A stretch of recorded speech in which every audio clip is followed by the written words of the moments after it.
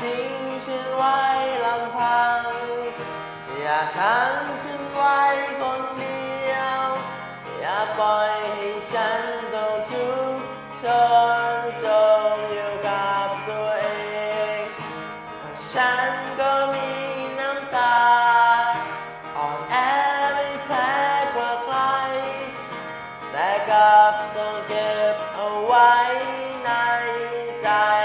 ตลอดมาถ้าเธอยังรู้สึกเหมือนครั้งแรกที่เจอกันทุกอย่างยังเป็นดังฝันสวยงามอย่างเคยช่วยจับมือฉัน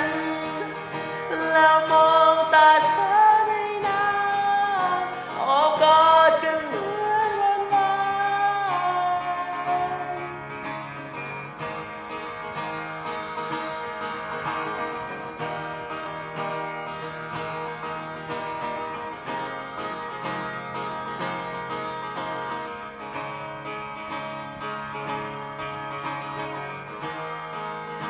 แววตาคู่เดิมของเธอยังอยู่ตรงนั้นเสมอและปากที่คอยพร่ำเพ้อว่าเธอรักฉันเธอเคยส่งยิ้มให้กันความทรงจำเก่าๆกับตัวฉันเลือนลางและค่อยๆหายไปจากใจของเธอแต่ฉันยังคงรู้สึกเหมือนครั้งแรกที่เจอกันยังมีความอบอุ่นนั้นอยู่ที่ปลายตาแต่รู้ดีว่ามันไม่อยากจะย้อนคืนมาไม่อยากจะย้อนเวลา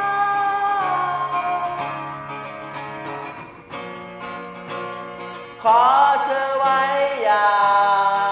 งถ้าเธอต้องการจะไปคอยมั่นใจเอ่ยปากออกมาเล่าลากันไป